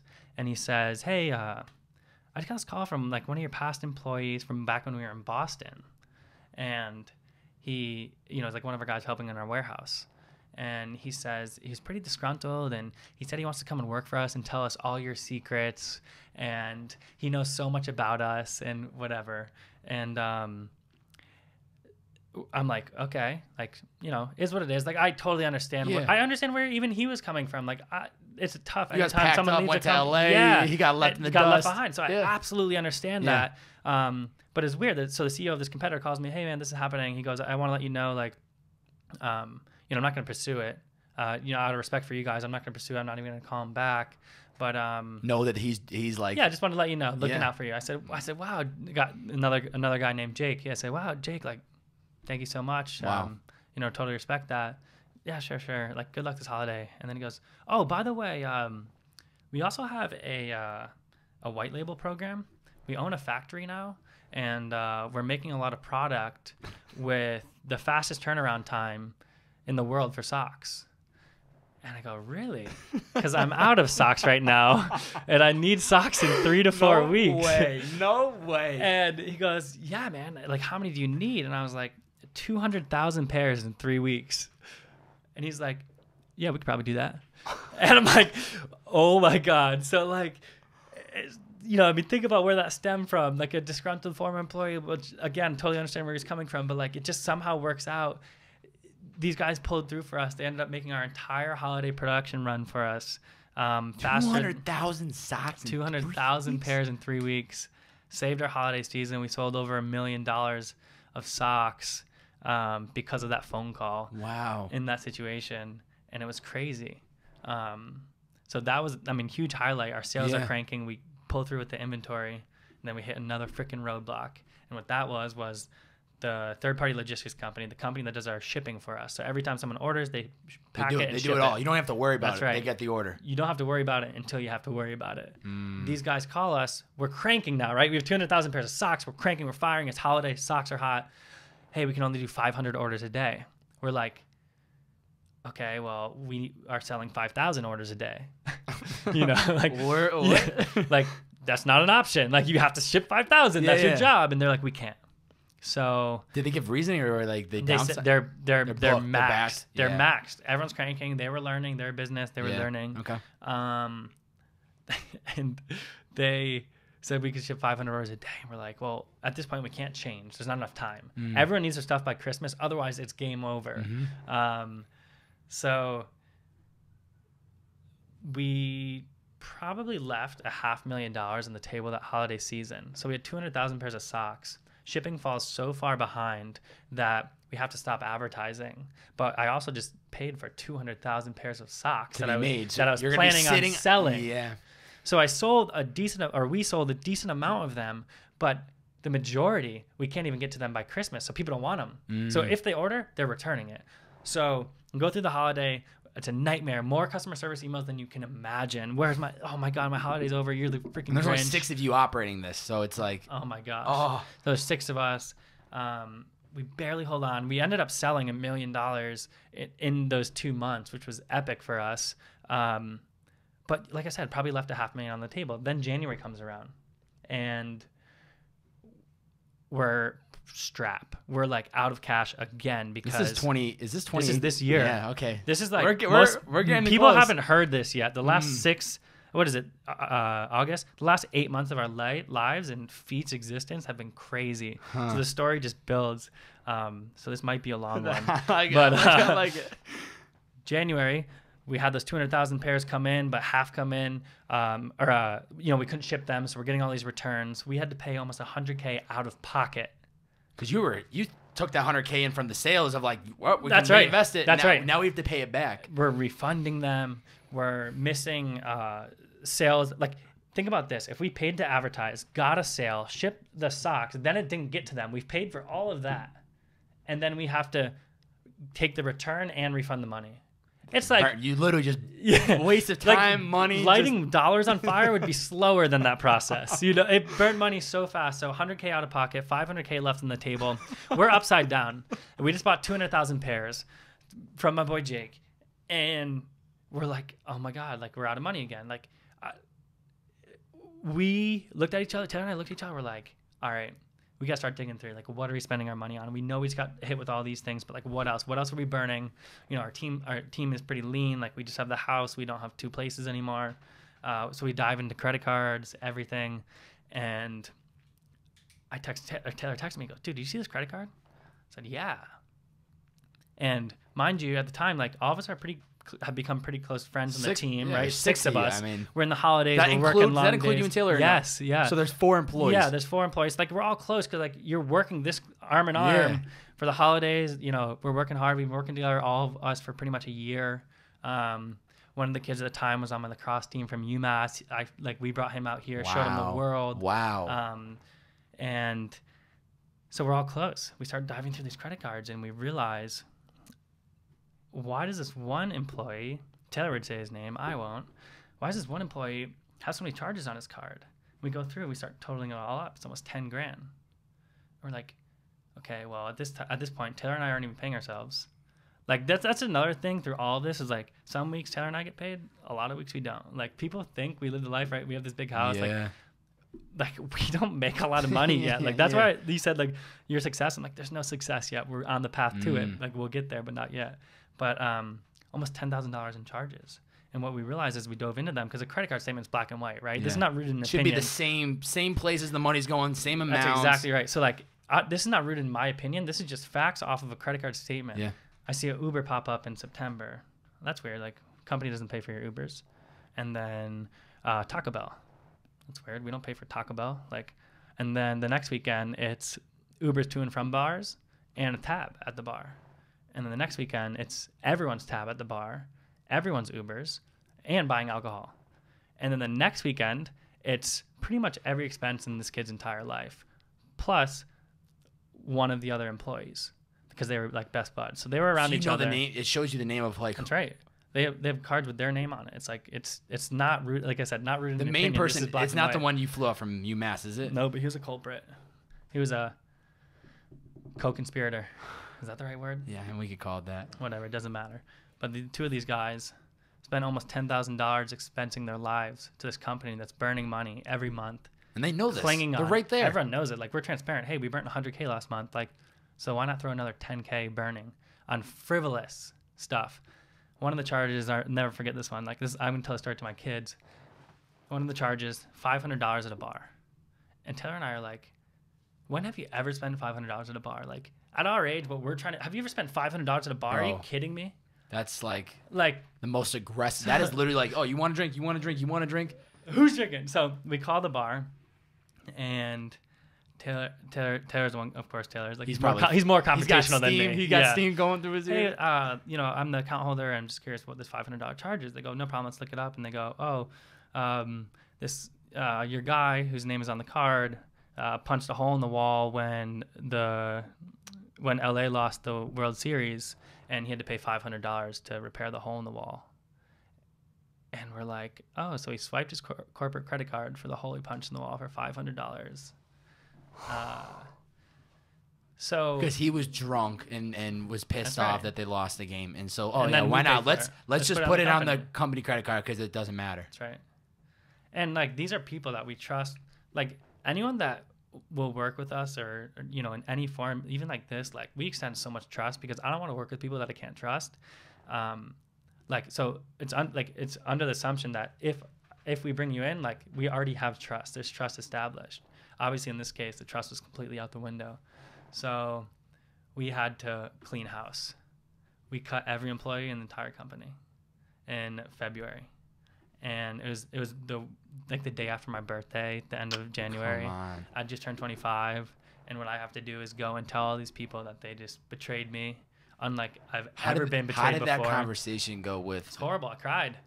Like I was like, I've never been robbed blind. I've never been so betrayed by people that I trusted and were my friends. And I remember reading this letter because I knew I wouldn't be able to deliver the speech or whatever, or the message correctly. Yeah. So I wrote it down and I couldn't even read through the letter because I'm just like sitting there feeling like a bag of shit. Like these people just took so advantage and they have nothing to say. And they literally have nothing to say. And every employee, you know, we had to cut and we had to clean house. This is like rock bottom, February 1st, let's call it. And of course, that money, you're never going to get that money back. No, it's out of pocket. You can't sue them. You're like, what is that going to do? You're going to cost you lawyers. You're going to have to spend a year, 2 years trying to get it. It's not worth it. On top of that, there was never any admission or apology or anything. It was just almost denial coming from them. We're like this is, again, black and white. It's literally the definition of black and white. It's a printed out credit card statement, right? Clean house. Tara and I are fucking rock bottom. We're like, cool, we're out of money again. We're upside down. We owe a zillion people money in business. You know, our suppliers, our this or that. We owe all these people money. We just cut off our employees. Now we have to rebuild our entire business. So this is like 2.5, 3 years in. We're like, all right, we're starting from scratch again. That's this year. Wow. We're like, all right, what are we cutting? We're moving out of this house. Done. It's $10,000 a month. It's just Taylor and I living here. We no longer need it. We call our landlord. God bless them. They say, absolutely, you can get out of it. You can get out of the lease. Just can you be out by March 1st? It was 1 week from the time we had this conversation. 1 week. So you told them the situation. I'm guessing they understood. Like, that's right. I had no money. I literally told them. I said, look, I am completely tapped. I'm trying to eat right now. Like Taylor's trying to eat. We're trying to like put a roof over our head at this point and build a business. Yeah. And they say, okay, just be out by March 1st. We say, no problem. And then, you know, Taylor was fortunate enough. His family's from here, so he moved home for a couple months, pulling no salary. Yeah, pulling no salary, of course, which, like, again, such a trooper. Like, whatever. Like, we don't pull salary. To move to your parents' house after all this? After all this. We were just living the life, right? We had this mansion. We were throwing parties. He moves home to his parents' house. And then I had 1 week to figure something out. And, like, I'm not from here. At this point, like, I had just started meeting people from the house, you know, but I also just had to, like, let go of all these employees, so they all hate me, naturally, despite what they did. Exactly. They did it to themselves. Doesn't matter. And naturally, as an employer, people hate you when you fire or let go or whatever, right? Like, there's hatred there and anger, and it's upset. It's an emotional experience regardless of right or wrong. But so I have no friends. So I'm like, I have 1 week in LA, no money, I have to find somewhere to live, and I have no friends. Like, so I can't just call a friend and go move, you know what I mean? So I hit up everyone on Craigslist. And you're lying. No joke, I'm hitting up everyone on Craigslist. This one dude randomly calls me, like, the clock's ticking. I have 4 days now, and I'm like, I'm homeless. Like, kid calls me, yo, Parker, it's Will. I was like, who's Will? Oh, dude, you were just talking to me on Craigslist. I go, okay, like, what's up? He goes, I live right up the street in Venice. I just got transferred to New York. I live with a couple dudes. You know, they're super cool. Come check it out. I'm like, okay. I go up there. It's like an unreal house. The coolest kids I didn't know at all. Like, you know, kids from all over, like Utah, Oregon, all these cool kids doing different things. And one of the kids just got transferred to New York and had 1 week to find someone to take his room. Timing. Yeah. Timing. Like, think about that. And I go, and he's like, yeah, dude, like, no deposit. It's fully furnished. Like, just put your clothes in. Like, you're good to go. $1,500 a month. Like, pretty good for LA. Yeah, definitely Fully good for LA. furnished, For you know what I Venice. mean? For Venice. For too. Venice, Yeah, like, yeah. close to, compared to 10 grand. People like Yeah. are probably pulling their hair out thinking like 1,500, but like if you live in LA, you know That's that right. you know what you're paying. And it's like a big house, pay $1,500. I get a whole new social circle with all Yeah. these people. And like at that time, Taylor and I were like, I don't want to say depressed because it's dramatic, but like we're pretty low on ourselves and like not feeling that great. You know, he's moved home. Like, Yeah. I'm struggling to find a place to live. We just lost our house essentially, right? Yeah. We literally lost our house, lost everything we had built. And these guys have become like some of my best friends in LA. Yeah. And on a social side and personal side, like I've realized how important that is to have like, yes, you have your business, you love your coworkers, you have the whole team, but like you need to diversify your life. Something Yeah. that I haven't appreciated until this year. Yeah. I would sacrifice everything to work towards that pot of gold at the end. Yeah. But what I realized was like, that to me is such an old school mentality. You don't have to sacrifice every single day for a pot of gold at the end, because the trick is that the pot of gold is really on the horizon. You can never catch it. No. It's always moving, Yeah. right? So what I realized was like, I need to like start enjoying my life Yeah. to supplement this roller coaster ride Yeah. that is the business. That's gonna happen I mean, regardless. think about the past 2 years. Like these stories are even insane. believe this, You know how many bro. times I was going to bed like, we owe people 200K and we have 2K in the bank. Like, what do you do? Like, you have to figure that out. It's not, there's no like, oh, all right, well, call the safety. Like, Yeah. there's nothing. Yeah. So, And, I move in there. so these guys you live with right now or no? yeah, I live with these guys right now. Wow. They've been good friends, like really like diversified my social life, which feels so good. Like meet Because different people. They're just people doing their own thing. Yeah. So it's like it's Yeah. it Whereas was like what we were just talking about when like going back to the East Coast, and it's like a refresher, you know. Yeah. You get to see family and friends, and there's no traffic, and it's like Yeah, it's not it related to pulls what you're you doing, away, and- it yeah. pulls away from everything that you're doing, and it's life is bliss. And then it's like you get back and you're like, all right, back to work. That's It's the right. same thing with the friend circle. It's like you have all these new people, different stories, different backgrounds, and they just want to know you. They want to know Parker. They don't care about they're like, oh, you do a sock company, but That's they're right. not. I'm sure they're not itching like, tell us about the business. now they're just like, let's just have fun, go to the beach, whatever. And like I said, I just realized for the first time like how important your life is. Yeah. And being like well-rounded and like Yeah. having your family, having all these different pieces, because all of that contributes to like your energy and passion towards what you do. And what almost had happened was like I was drained of all my energy and passion because I was so imbalanced. Both of us Yeah. were. And you're living, and that's the thing. That's It's it. like from the outside. Living, breathing. Like The thing is from the outside looking in. I'm gonna be straight up. I told you before, but I want people to hear on the podcast. I went to their house, the FEAT house in Venice in September. It was the first time I just moved to LA. I got a text from our homie Rich, out of sight. He's a music artist. He's like, yo, I got this party in LA and Venice going to. It's a release party. Like, do you want to go? And so I'm just new to LA. I'm like, this is epic. dude, we're going to Venice. I'm like, I'll drive. Like, I'll do it all. Like, just tell me where to go. Yeah. So we get there. I can't even put into words what it was for me to be there, because it was Jeremiah's release party. That one blonde kid. So that was a great relationship that I didn't know where it was going to go, but I just got to meet him. And then meeting Reese I think I met Reese that night. I'm just seeing like LA in its prime, you know, like we had to have a password to get in, and then he like sent me the email. I was like, dude, what is this? Leo? I got the password. Yeah. And Gated. So Like, yeah. gated. I remember going to the top deck. I could probably pull up on my 105 Snapchat. roof decks. Yeah, 105 roof deck. Went to the top. I'm like looking at the canals. You could barely see downtown LA at night. And I literally thought to myself, I was like, Wow. it was so awesome for me, because LA had always been somewhere I dreamed of living. I always wanted to live out here. It was such a long time coming. I was so excited to be here. I was so early on still with the podcast. I just did a full year in. I was like, I need to conquer this city. So it was so awesome in the timing. But the thing is, what I'm trying to say is that from the outside looking in, I walked into this house. I knew of FEAT, and I'm like, man, these guys are super successful. This is somewhere I'd love to be one day. These guys live on the canals. They've got it all. And now I'm sitting here and I hear the story. Pull and back it's the like, curtain. Yeah. yeah, that a lot of times, and that's the thing with social media. That's the thing with just life. It's like, and it's huge in LA. You see from the outside looking in, you think these people are super successful, and still, success you can define in a million different ways. But you have to step back and realize like there are probably problems that are happening behind the scenes that you don't know about, and that you can't just make the assumption that just because they have all these things that they're super successful and that they're happy. It's easy to get a big house. You just sign a lease. Like, you know what I mean? Of course, like, it's easy. It's not easy to pay for it. No. You know what I mean? Yeah. But yeah, absolutely. I mean, pull back the curtain. And at the time, we're pulling our hair out because we're going broke. Yeah. And this type of podcast happens once in a while when somebody really has a full story to go. And I love just sitting here, just listening to it.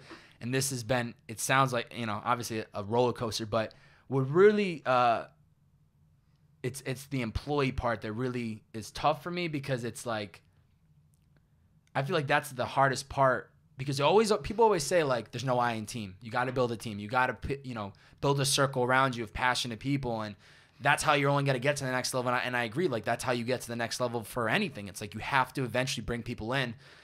My question for you would be, from that experience now moving forward, how do you make sure that doesn't happen again? How do you, when the time's right, because it's just you and Taylor once again. That's right.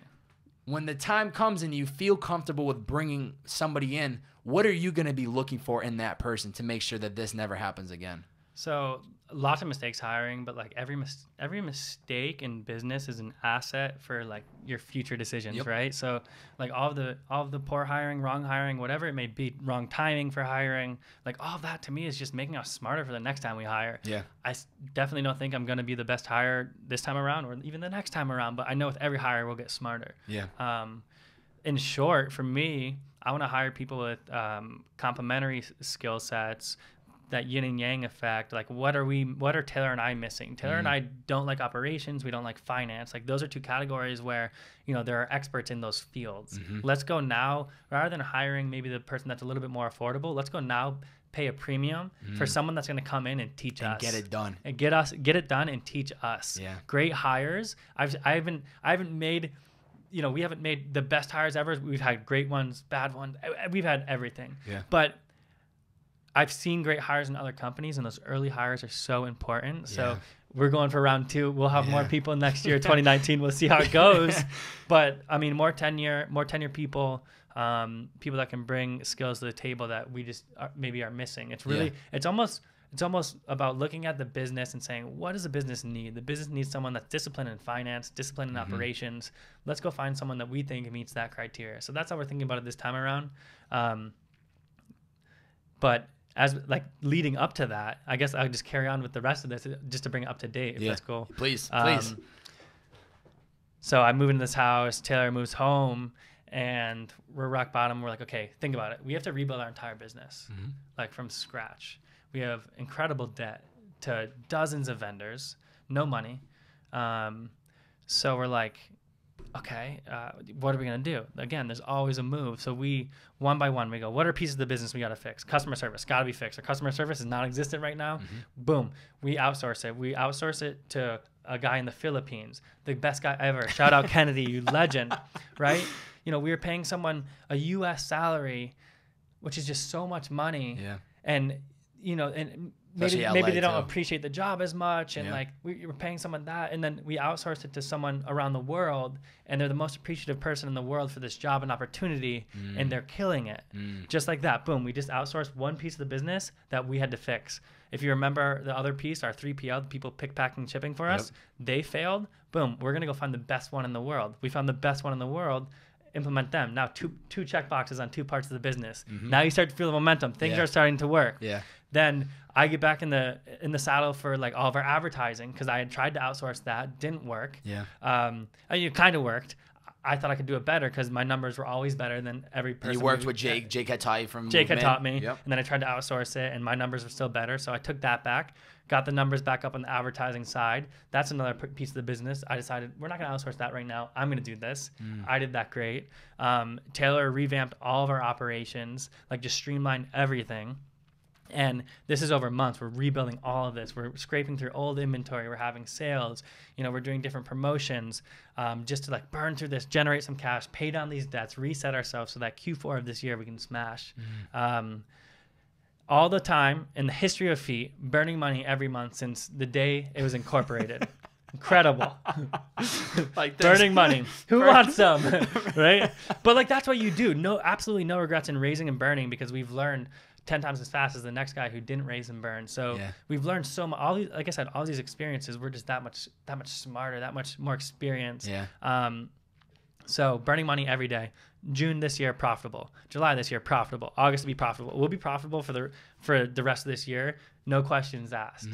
The business is outsourced to, you know, the best agencies, partners, people that we spent a lot of time bringing on, from customer service, 3PL, me doing the ads, Taylor overseeing all operations, all of our strategic relationships and things like that. And the business is lean. We have no rent. $10K a month back in the pocket, right? No payroll besides Taylor and I when we get paid. How much is that? Probably $40K a month that we're not spending.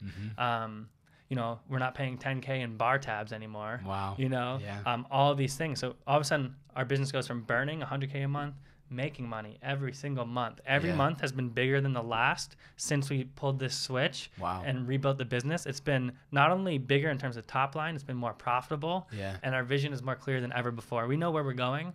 We're going to crush like the rest of this year. And it's like the most amazing. Like we're off and we're running, and we're building plans right now that, without getting, maybe on the future podcast, we'll do one in a couple of months. Yeah, like that. But our business will be 10 times as big as it is right now. If you read some of the recent articles, it's like, you know, FEAT heading to 10 million. That's cool. It'll be 10 times as big. And like, we're putting those plans in place. All these experiences are going to help us build those plans and execute. So we're excited for the 10X. And you know what's amazing too? It's like, with outsourcing and all that, you guys probably wake up with such less headaches running through your head with at one point having 20 employees. I can't even imagine like having all these people like reach out and ask questions. And now it's like, that's the world we live in. It's like lean. Like, I'd rather cut the amount of money I make in half, and I can live without a headache of dealing with all these different people. Like, don't get me wrong, if you can bring people in, it's like great, whatever. But to be able to just outsource, and you guys clearly are like lean. You're the numbers are going right. You're aiming big to 10x. It's like, maybe it is the smart way to go, just you and Taylor, and just outsource everything else. And why bother bring somebody in if we can just outsource and know the job's gonna get done and not have to worry about the headache of it. That's right. And like I said, like, we haven't been to that next level yet. That is, you know, 20 million, 40 million, $100 million. There's different things that we're gonna learn at those stages, but at this point, like, we're happy with where we're at. But like I said, we're going so much bigger, and we're gonna have to take those as they come, as we always have done. We're survivors, clearly. We just keep going. And just never give up. You know, there's been 100 or 200 or 300 times that we thought, tomorrow, that's it. Like, we're out of money. Like, what are we going to do? We've always figured it out. And every day, every week, every year that goes by, it's like, you almost just have confidence in that. It's like, cool, we're out of money. Like, no big deal. I've done this 100 times by now. We're going to find like, a I'm way. always out of money. Like, you know. I think it's also, too, just perspective of, like, you guys could always be in a worse position. It's like, how are we going to make use of what we have right now? If we have some money, it's better than no money. So it's like, how are we going to make sure that we're still alive and floating? And then how are we going to double down and keep doing that and keep doing that and keep doing that? Without going into like any specific details, is there a conversation about like what's next? Because I know clearly you started as socks, then you guys have done hoodies, you've done swimwear. Do you guys want to continue going down apparel, or are you like maybe thinking about stepping into some other pockets? If you don't want to speak on it, I'm cool with it. No, this is probably the most exciting things we have going on right now. Is like, we love FEAT. FEAT's going to continue to thrive and prosper. Like, we're going to expand the categories much beyond socks. We've done that. Our hoodies are absolutely on fire. Our hoodie business passed our sock business in 1 month. Wow.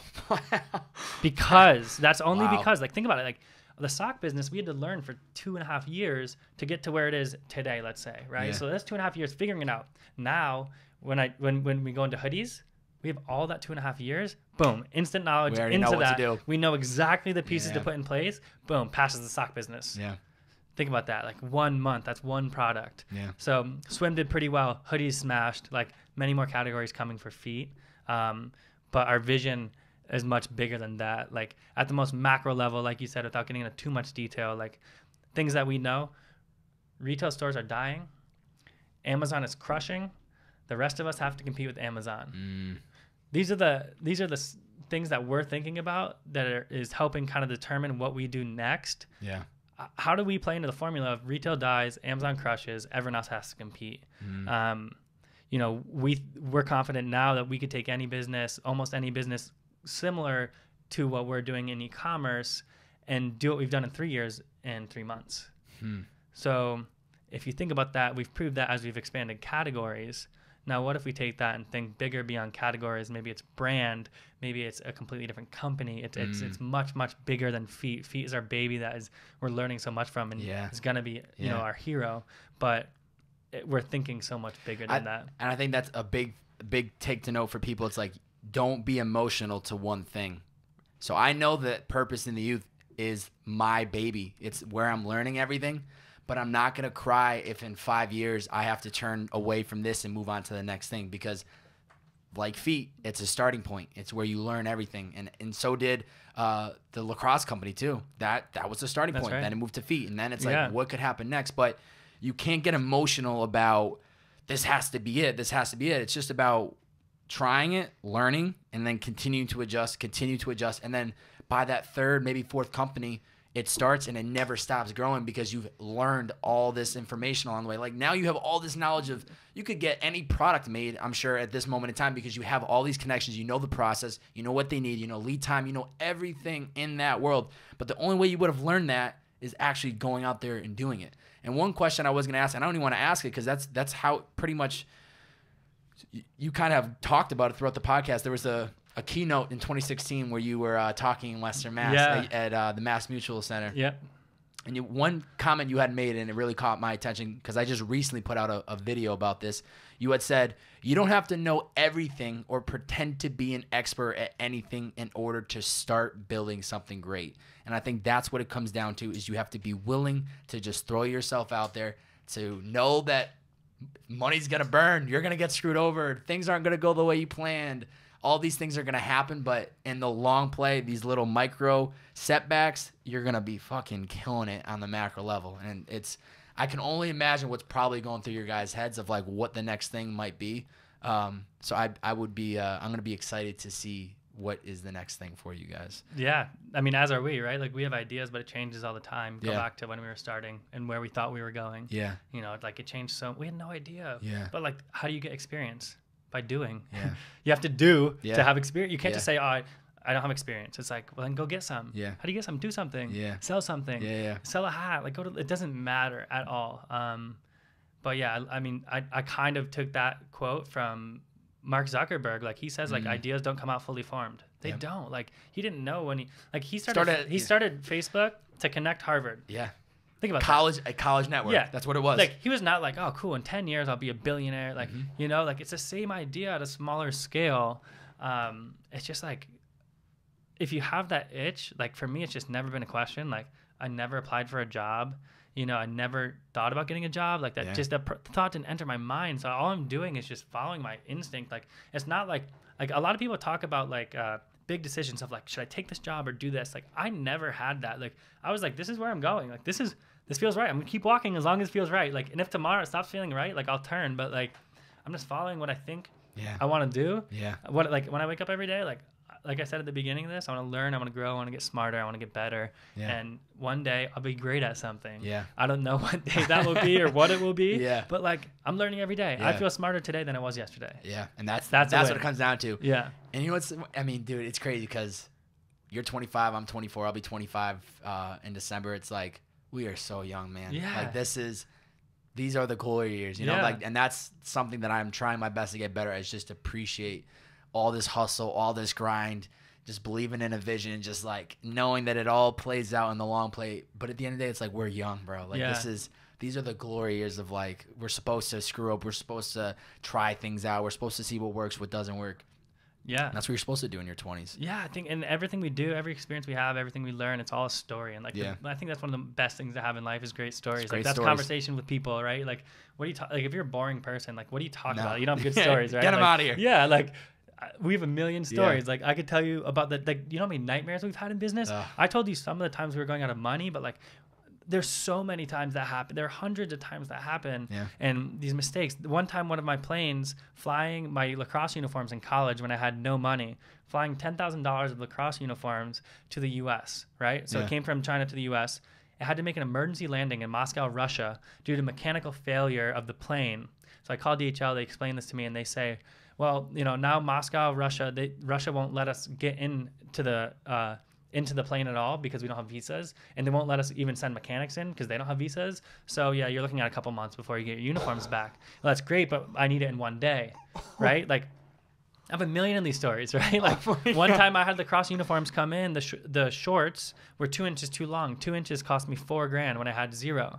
You know what I mean? Like, these stories are crazy. Yeah. But it's all just part of the process to me. Like, maybe I'm the biggest idiot in the world. I don't know. But like, I've just learned to like love and embrace this journey. And it's just like, I wake up and I'm like, every day is a challenge in the best way possible. Yeah. I'm like, man, how are we gonna get over this? How, like, I know we're gonna, but how? And then on top of that, like this year, like one of the biggest things I've learned this year, like I said, was just like enjoy all of that process. Trust the process. You'll make it, but like actually have a life while you're doing this. Have a life bigger than the business that you're building. That's a piece of it. Like, have a social life that complements and enhances your experience in business. You know, there's like other influencers out there and like motivational speakers that say I sacrificed for 20 years to get to here, and like I hate that shit. It's like, I'm a hard worker. Yeah.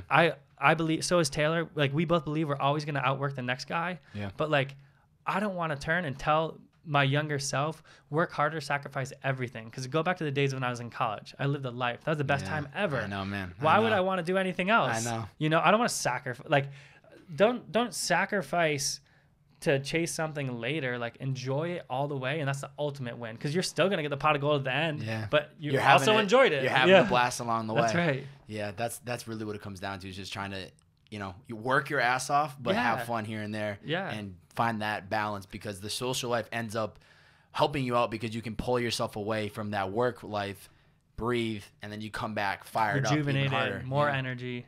Yeah, smarter. Like, I just went on vacation for like 10 days. I haven't gone on vacation in 10 days in so long. And I came back and I was like, let's go. Like, what are we doing? You know, and I had more ideas than I ever had. Yeah. And it's like my younger, more immature self didn't understand or appreciate that. Yeah. Looking back now, I'm like, oh, wow, that's the lesson that I'm learning is like that there is an important piece to your life. Like, if you're truly a hard worker and you're going to be relentless in your pursuit to be successful in life at the career level, if you really are a hard worker, like you're gonna work hard then. Yeah. Like, there's no doubt I'm working hard. Just because I go on vacation doesn't mean I'm not gonna kick ass when I get back. I know that about myself. Yeah. Maybe there's a certain type of person that this isn't for them, but I would argue that they shouldn't be doing this in the first place. They shouldn't be on their own entrepreneurial journey, let's call it. Like, go get a normal job. There's nothing wrong with that. Yeah. Some of the worst advice I hear today is like, start your own business. It's like, that's the stupidest thing ever. What?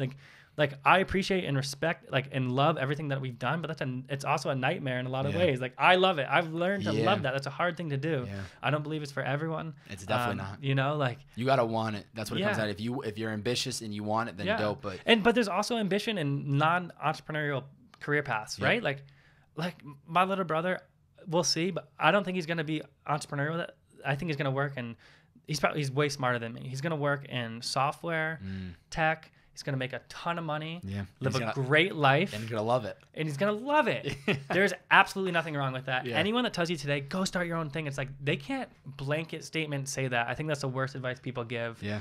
If there's no doubt in your mind, Stephen Borelli of Cuts Clothing always says to me, you should have him on here. He's a good one. He always says to me, when you have a decision, if it's not a hell yeah, then it's a no.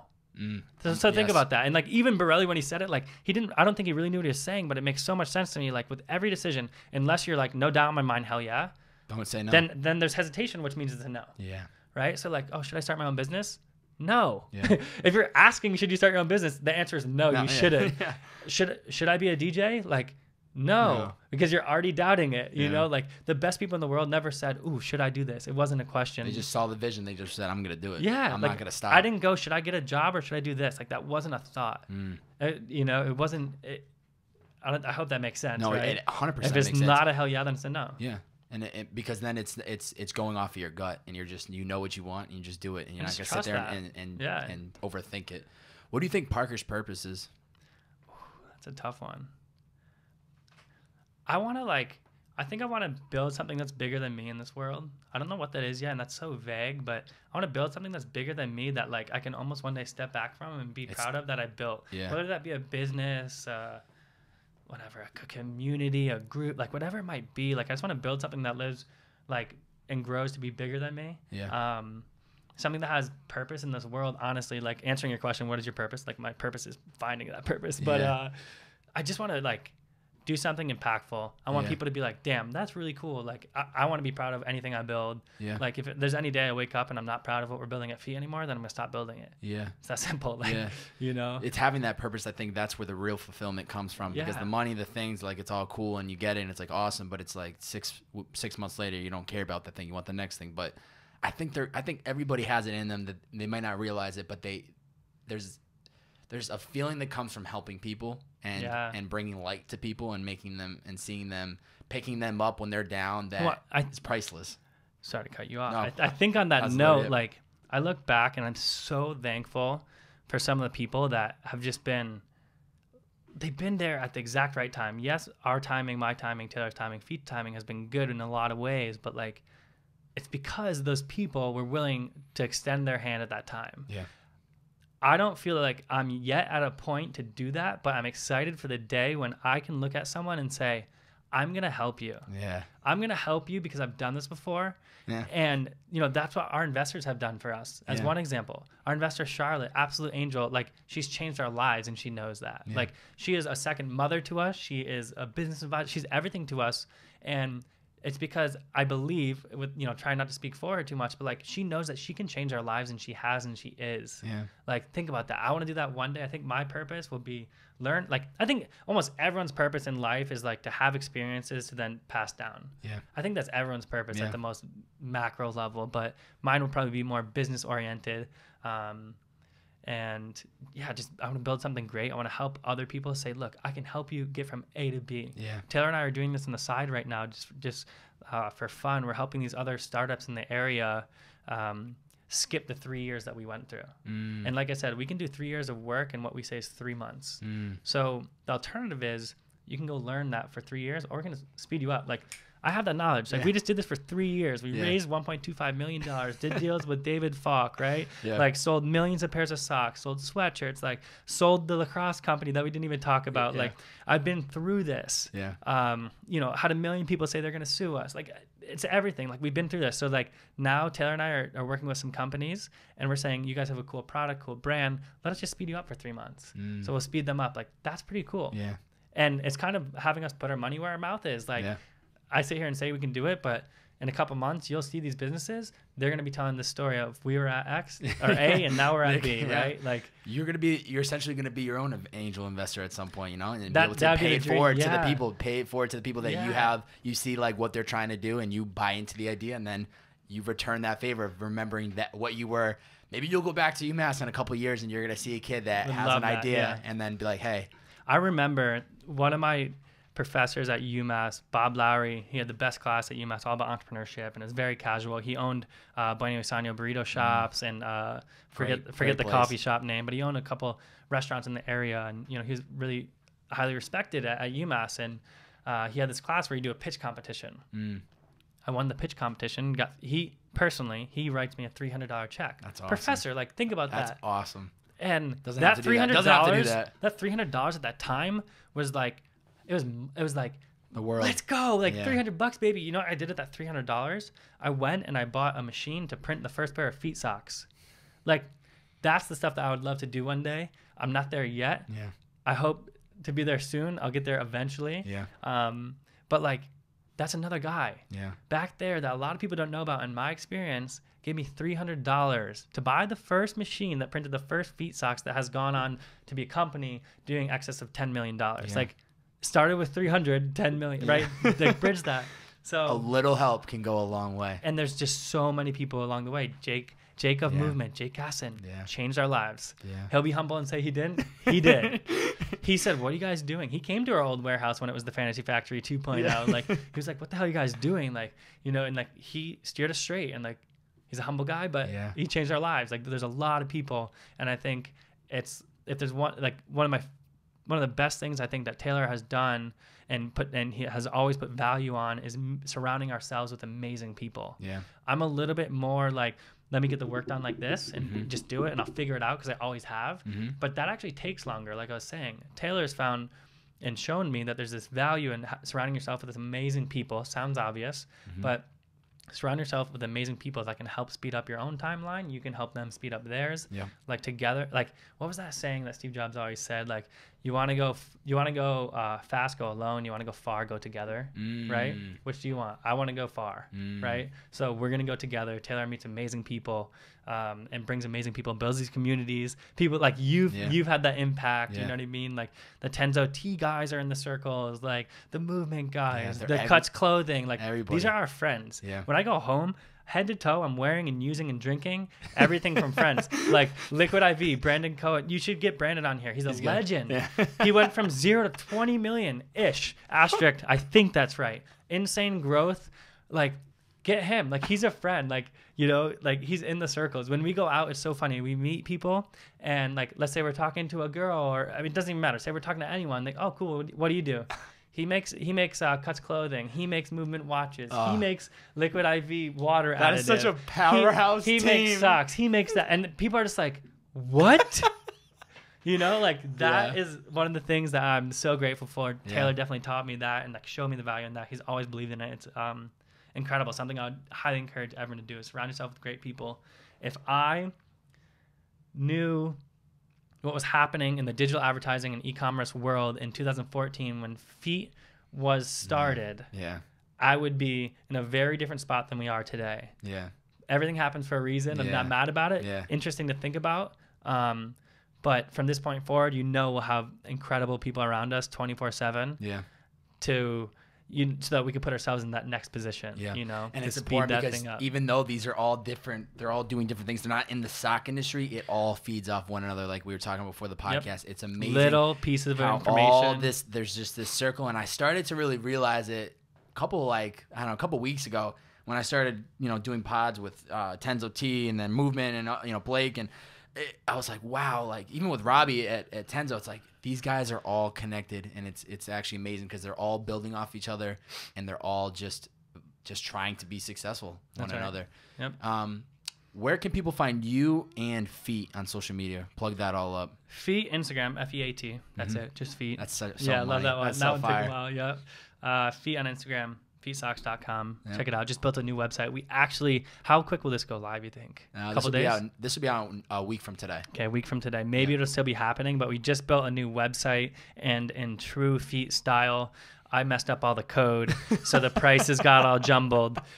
So we sent an email to all of our people letting them know all of our prices are jumbled and random and scattered, and we had the biggest sale day ever yesterday.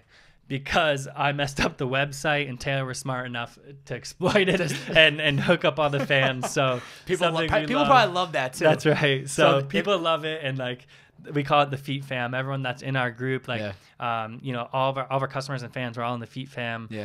They're all like we look at them as friends and more than customers, and like a true like almost family. Like they give us input on what we're making next. So go to featsocks.com quick. You might be able to get this. You might be able to get the fix before. That's right. Before like we fix it. We were selling out of everything yesterday, so that was exciting. What else? What's your personal? Did you plug that up? Parker_Burr. And then Taylor's, I think it's just Taylor Offer. I'll put on him on Instagram. That I too. think so, yeah. So people can connect with the two co-founders. That's right. Also, before I just want to acknowledge that you were on Forbes 30 under 30. There's a couple questions I didn't get into, but I think that's extreme. Hat off to you. That was in 2017 for the Retail and Ecommerce. I would imagine just seeing your face up there and being associated with such an elite group. Another funny story. This would be a good one. Is we get Forbes 30 under 30, and Taylor and I we're like, wow, like this is really cool. Like it's almost validation to these two kids coming from Western Mass selling socks. It's not like the most noble or crazy idea. We're just selling socks. It's almost validation. Like, good job, guys. Like you're doing something. You did good. something right. The rest of the world, you know, almost gives us credibility. So that was really cool. But in true Parker Taylor fashion, we go and get the Forbes 30 under 30 magazine, the print up, so that we could frame it. And for every category, there's 30 people. And in e-commerce, there's a typo, and we're the 30th. We're number 30, and they only printed 29.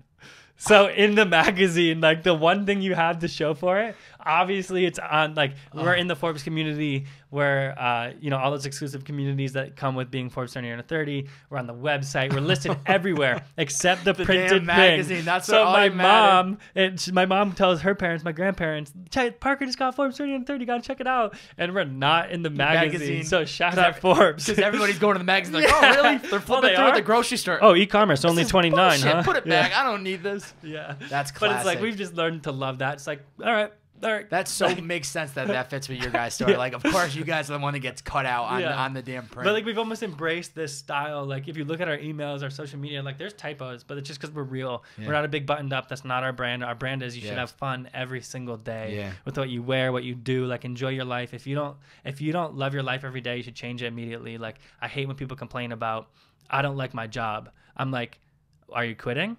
Are you trying something else? Are you doing anything to change that? Because if you're not, then I can't listen to this conversation because it's so frustrating to me. If you don't like it, change it. It's that simple. No matter what you're doing, corporate world, entrepreneurial world, music, it doesn't matter. Like if you don't like it, change it.